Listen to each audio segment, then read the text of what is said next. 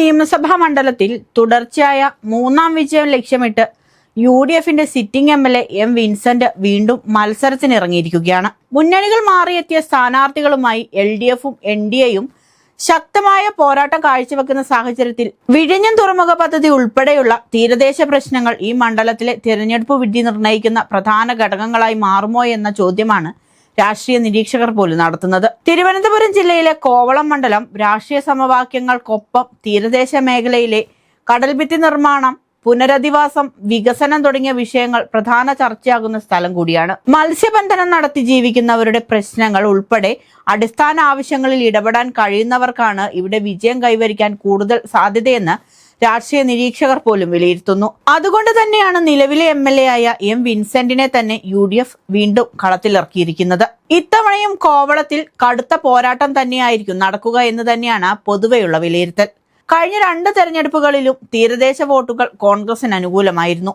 ഈ സാഹചര്യത്തിൽ LDFും NDAയും മുന്നണികൾ മാറിയെത്തിയ സ്ഥാനാർത്ഥികളെ രംഗത്തിറക്കിയിരിക്കുന്നത് ശ്രദ്ധേയമാണ്. RJD വിട്ട് ISJDയിൽ ചേർന്ന ഭഗത് റൂഫസിനെ LDF സ്വതന്ത്ര സ്ഥാനാർത്ഥിയായി അവതരിപ്പിക്കുമ്പോൾ ISJDയിൽ നിന്ന് മാറിയെത്തിയ TN സുരേഷ് NDA സ്ഥാനാർത്ഥിയാണ് ഇവിടെ. RJDയും ISJDയും തമ്മിലുണ്ടായ സീറ്റ് തർക്കത്തെ തുടർന്ന് CPM സ്വതന്ത്ര സ്ഥാനാർത്ഥിയെ പരീക്ഷിക്കുകയാണ് ഇവിടെ എന്ന പ്രത്യേകതയും കോവളം മണ്ഡലത്തിനുണ്ട്.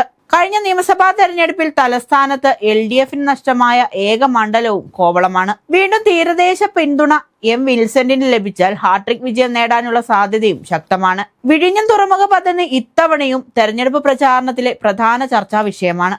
സംസ്ഥാനത്തിന്റെ സ്വപ്ന പദ്ധതി എന്ന ഇടതുപക്ഷവും കേന്ദ്ര സർക്കാരിന്റെ പദ്ധതി എന്ന വലതുപക്ഷവും ഊന്നി പറയുകയാണ്. ഇതോടൊപ്പം മത്സ്യബന്ധന മേഖലയിലെ ആശങ്കകളും തീരദേശ ജനങ്ങളുടെ ഉപജീവന പ്രശ്നങ്ങളും പ്രചാരണത്തിൽ പ്രധാനമായും ഉയർന്നു വരുന്നുണ്ട്.